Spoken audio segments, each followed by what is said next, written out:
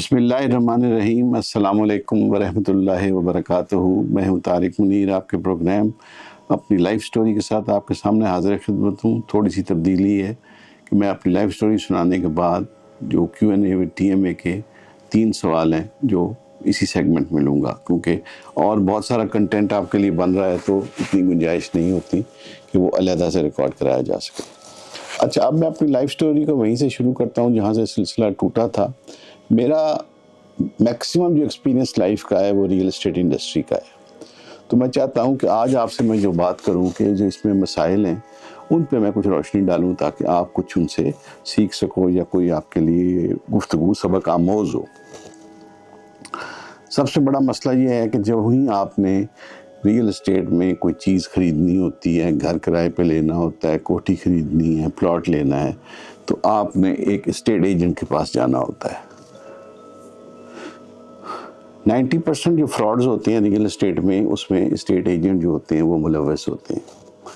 ان کے back and پہ بھی لوگ ہو سکتے ہیں، بٹ ڈائریکٹلی فرنٹ پہ وہ ہوتے ہیں جو فیس کر رہے ہوتے ہیں اس فراڈ کو، اور میکسیمم بینیفٹ وہ لے رہے ہوتے ہیں۔ تو آپ کے لیے سب سے ضروری ہے کہ جب آپ نے ریئل اسٹیٹ ایجنٹ کی چوائس کرنی ہے تو آپ نے مندرجہ ذیل چیزیں چیک کرنی ہیں اور وہ پوچھنی ہے۔ آپ کا رائٹ ہے، آپ کا حق ہے۔ جو ان سوالوں کے جواب نہیں دے، آپ نے اس کو اپنے کام کے لیے سلیکٹ یا شارٹ لسٹ نہیں کرنا۔ سب سے پہلی چیز آپ اس سے پوچھیں کہ وہ آپ کو اپنا NTN نمبر بتائے یا ٹیکس رجسٹریشن سرٹیفکیٹ دکھائے۔ نمبر 2، آپ نے اس سے ایکسائز کے ساتھ اس کی رجسٹریشن جہاں وہ سیل ٹیکس جمع کراتا ہے، آپ نے وہ سرٹیفکیٹ کا تقاضا کرنا ہے۔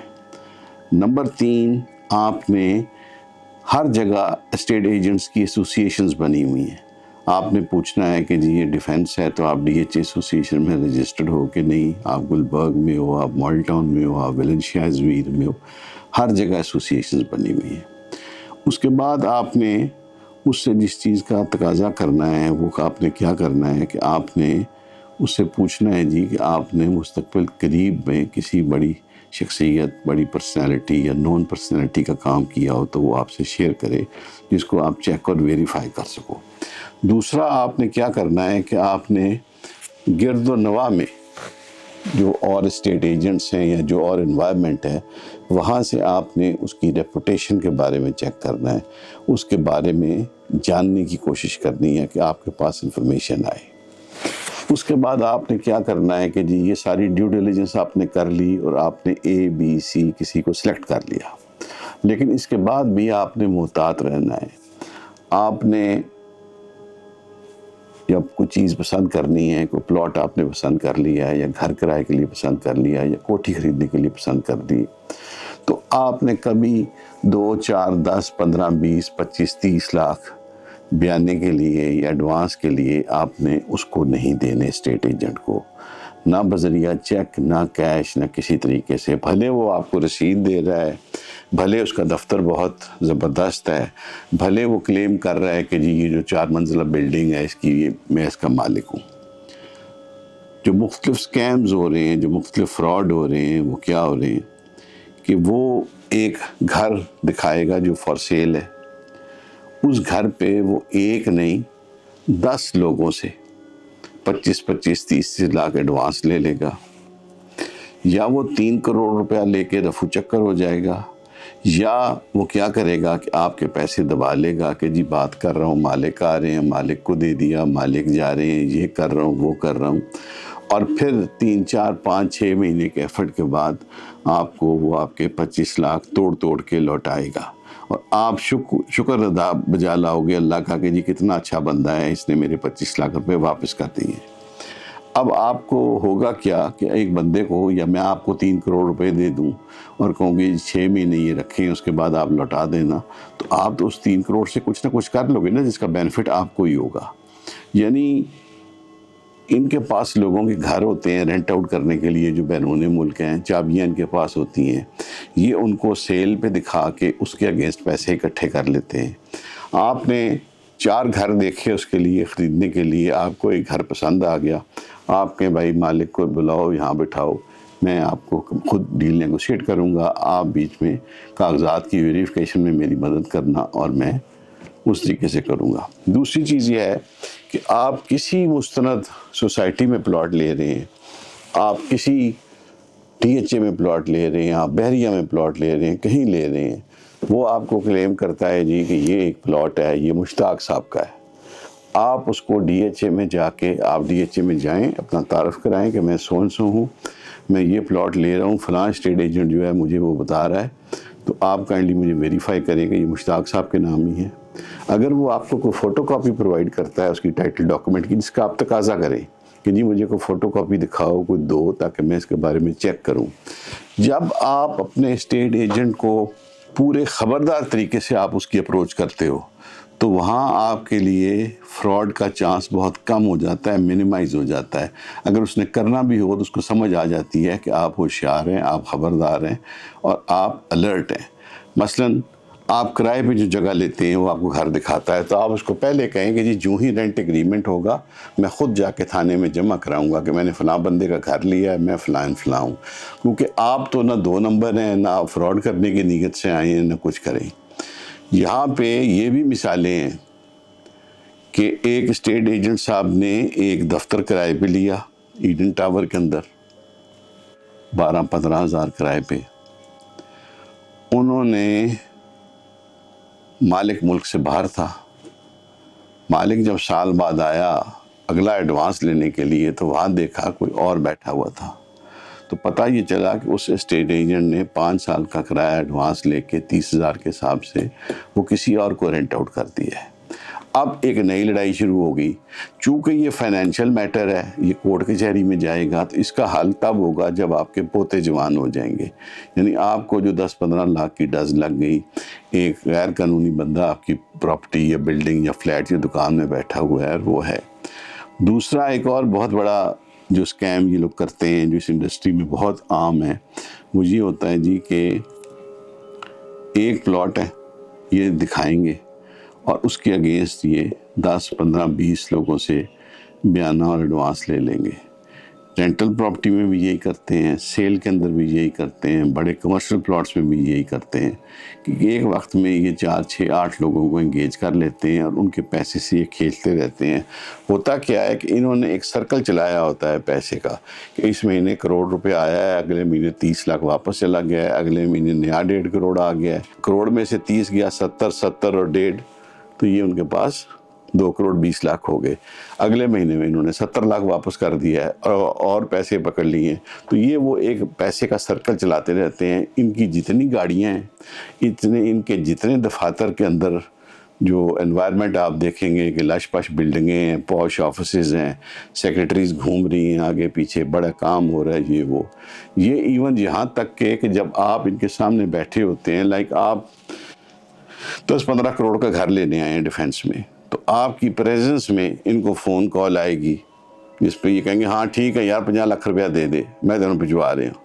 یہ اس طرح کی بڑی بڑی باتیں کریں گے، یا ان کے دفتر میں ان کے کولیگ ہوں گے، ساتھی ہوں گے، جو آپ کے سامنے آ کے اسی قسم کا ایک رنگ بازی کا ڈرامہ پیش کریں گے، جس سے آپ مطمئن ہوں گے کہ یہ شخص 50 لاکھ، کروڑ، 2 کروڑ کی عام بات کر رہا ہے، اس کی ٹرانزیکشنیں ہیں، تو اس کو اگر میں 10 لاکھ 15 لاکھ بیانہ بھی دے دیتا ہوں تو کوئی حرج نہیں ہے، وہ آپ کو ایک رسید دے گا۔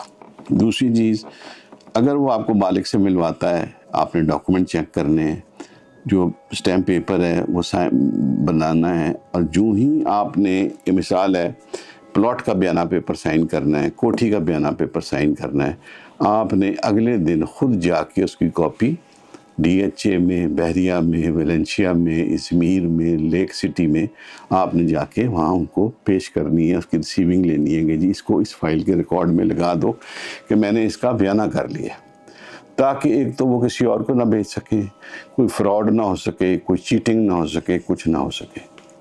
دوسرا ایک بہت چیز میرے پیارے بچوں، ایک رواج ہے ریئل اسٹیٹ کی مارکیٹ کے اندر کہ ایک نیا کانسیپٹ آیا ہے کہ جی کہ یہ ایک بلڈنگ بننے لگی ہے، ہائی رائز، یہ کمرشل ٹاور بننے لگا ہے، آپ اس میں فلیٹ لیتے ہیں تو وہ 2.5 کروڑ کا ہے، لیکن 1.5 لاکھ روپے کرایہ پہلے دن سے آپ کا شروع ہو جاتا ہے۔ جب اس طرح کی آپ کو آفرز ملتی ہیں کہ یار یہ کمپلیٹ تو 4 سال میں ہونا ہے اور پھر میں نے اس کو رینٹ آؤٹ کرنا ہے، تو مجھے تو آج سے 1.5 لاکھ شروع ہو گیا ہے، تو وہ کیا کرتے ہیں کہ وہ پہلے 4-6 مہینے بہت سارے لوگوں کو، ان کی پوری مارکیٹنگ کی ٹیمز ہوتی ہیں، ان کے دفاتر میں لڑکیاں بیٹھی ہوتی ہیں، آپ کو فون کالز کرتی ہیں، آپ کو موٹیویٹ کرتی ہیں، آئیں جی دیکھیں آپ کو رینٹل انکم بھی ہے، پہلے دن سے آپ کی آمدنی شروع ہوگی.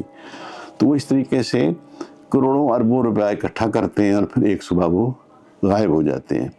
پنڈی میں ایک بہت بڑا سکیم ہوا، اسی طریقے سے وہ 25 ارب کے قریب ایک پارٹی تھی جنہوں نے یہ سارا سسٹم اور نیٹ ورک بنایا اور وہ 25 ارب روپیہ لے کے چلے گئے.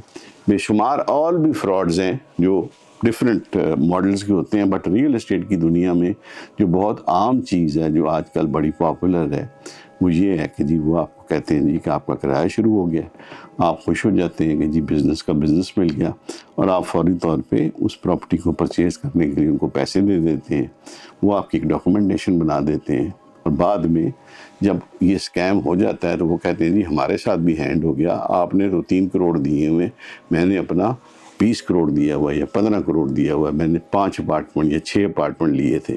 اب اگلی طرف وہ پارٹی تو ہوتی نہیں، وہ دوڑ گئی ہوتی ہے، تو نہ آپ کہیں سے ویریفائی کر سکتے نہ کچھ، اور وہ ایک ایسی آپ کو جارگون کے اندر ایسے، وہ پنجابی میں کہتے ہیں ولیٹے کے اندر ڈال دیتے ہیں کہ آپ اس کے اندر پھنس جاتے ہیں اور وہ گھومتے رہتے ہیں.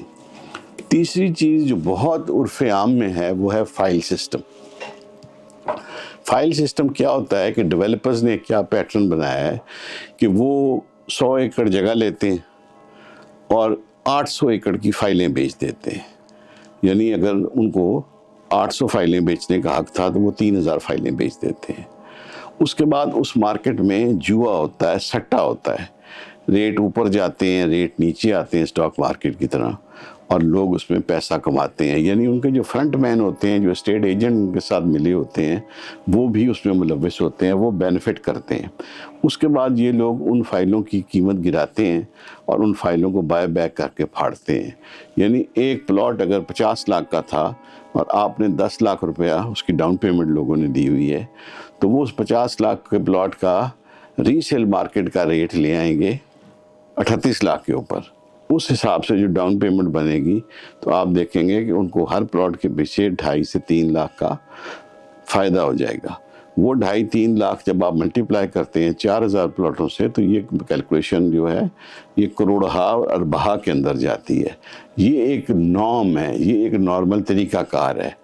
تو یہ حرام ہے مذہبی طریقے سے بھی، شرعاً بھی، ملکی قوانین میں بھی. آپ کے لیے بڑا آسان طریقہ ہے کہ آپ آن گراؤنڈ پلاٹ لیں جو موقع پہ موجود ہو، اس سوسائٹی میں جائیں، وہاں سے چیک کریں، ویریفائی کرائیں.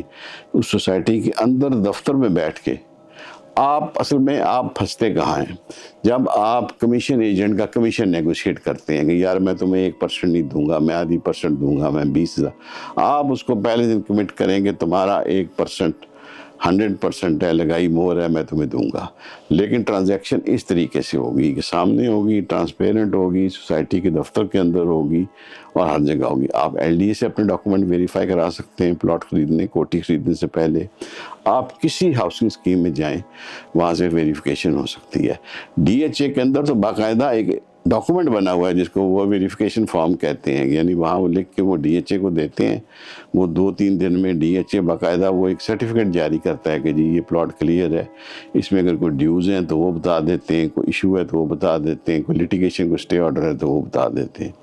اس لیے آپ کو بے وقوف بننے کی کوئی ضرورت نہیں ہے. آپ کو وہ سن کے کہ جی اتنے پیسے ملیں گے، یہ فائلیں ہیں، یہ لیں تو یہ ہو جائے گا، وہ ہو جائے گا. یعنی پاکستان بننے سے لے کے آج تک کوئی 85,000 ہاؤسنگ اسکیمز بنی ہیں، جن میں سے صرف 11,000 آن گراؤنڈ ہیں، باقی سب فراڈ پہ مبنی تھی. یعنی لوگوں کے ہزاروں لاکھوں کروڑوں روپے لٹ چکے. اچھا، چونکہ اس میں بلیک منی کا پیسہ لوگ لگاتے ہیں، اپنا بھی چونکہ ان کا بھی وہ حرام کا ہوتا ہے، وہ ٹیکس پے نہیں کیا ہوتا، وہ حلال نہیں ہوتا، وہ اکانومی کے اندر فری فلو نہیں کر رہا ہوتا، تو لوگ بھی پھر ان چیزوں کو چھپاتے ہیں، کمپلین نہیں کرتے، کہیں بتاتے نہیں ہیں یا کچھ ہے. آپ دیکھیں کہ ریکارڈ ہے کہ نیب نے کروڑوں اربوں روپیہ لوگوں کا ریکور کر کے دیا ہے.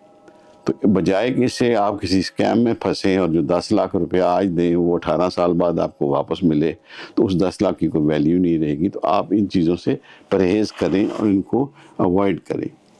لو جی، اب ہم سوال لیتے ہیں Q&A ٹی ایم اے کے سیگمنٹ کے. اس میں ہے جی کہ میں آلموسٹ ڈاکٹر بن گیا ہوں. شہید صاحب کہتے ہیں میں باہر نہیں جانا چاہتا، مجھے پاکستان میں کوئی فیوچر نظر نہیں آتا، اور میں اپنی ویلیوز، ٹریڈیشنز، ریلیجن اور کچھ کمپرومائز بھی نہیں کرنا چاہتا اپنے بچوں کی moralities. What should I do? شہید، بڑا آسان طریقہ ہے. آپ نے پلین سمپل MBBS کر لی ہے، بالکل ٹھیک ہے. آپ آگے نہیں بھی پڑھنا چاہتے تو کوئی ایشو نہیں ہے. آپ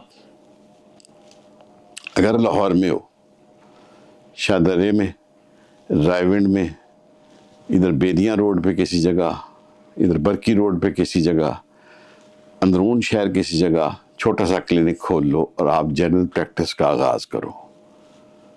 آپ اپنی فیس رکھو 50 روپے. آپ 50 روپے میں ایک مریض کو دیکھتے ہو، اس کو بخار ہے، اس کا چیک کرتے ہو، اس کا سینہ سنتے ہو، آپ اس کو بیسک دوائیاں لکھ کے دیتے ہو. آپ اپنا ریٹ 50 روپے کر دو اگلے 1 سال کے لیے. میں آپ کو گارنٹی کر سکتا ہوں کہ روزانہ آپ 200 سے 300 مریض دیکھ کے اٹھو گے. آپ صبح کلینک کھولو گے 8 بجے تو لوگ باہر انتظار کر رہے ہوں گے. نہ آپ 500 روپیہ فیس رکھو، نہ آپ 1000 روپیہ فیس رکھو، آپ 50 روپیہ فیس رکھو. آپ والیوم کے اوپر کھیلو. دوسرا، جتنے زیادہ آپ لوگ دیکھو گے آپ کا بھی ایکسپیرینس بہتر ہوتا ہوگا. آپ یقین کرو گے کہ یہیں آپ کا لندن دبئی بن جائے گا. آپ روز کے حساب کر لو، 100 بندوں کے 50 آپ 10,000 روپیہ روز کا کماؤ گے. میں آپ کو لکھ کے دیتا ہوں، گارنٹی کے ساتھ دیتا ہوں. آپ کو کوئی 2 نمبری کرنے کی ضرورت نہیں ہے، کوئی غلط دوائیاں لکھنے کی ضرورت نہیں ہے جو میڈیسن کمپنیز کہتی ہیں کہ آپ اتنی ہماری منتھلی بلنگ کرو تو ہم یہ پیسے دیں گے، یا گاڑی لے کے دیں گے، یا AC لے کے دیں گے، یا یہ فائدہ کریں گے. آپ کسی غلط کام میں نہ جاؤ. آپ کے سوال سے مجھے لگتا ہے کہ آپ ایک اسکروپلز والے آدمی ہو، آپ ایک اچھی صاف ستھری زندگی گزارنا چاہتے ہو. فی زمانہ آپ زندگی کی شروعات کرتے ہو، آپ 10,000 روز کا کماتے ہو، 25 دن کام کرتے ہو، تو بیٹا یہ 2.5 لاکھ روپیہ ہے. تو بگن میں 2.5 لاکھ روپے کی میرا نہیں خیال کہ گریڈ 19 والے کو اتنی تنخواہ ملتی ہے کہ آپ ایسوسیٹ پروفیسر بھی ہو جاؤ تو آپ کو یہ ملے گی. یہ آپ بلڈ کرو. جب آپ کا اعتماد بن جائے، آپ کی کلائنٹیل بن جائے، مریضوں کا آپ سے ریپو ریلیشن شپ بن جائے، پھر آہستہ آہستہ اس کو بتدریج سالانہ 50 روپے کر کے اضافہ کرتے رہو. اللہ تعالیٰ برکت ڈالے گا. کوئی اور آپ کو فارمولہ یا فلسفہ لگانے کی ضرورت نہیں ہے.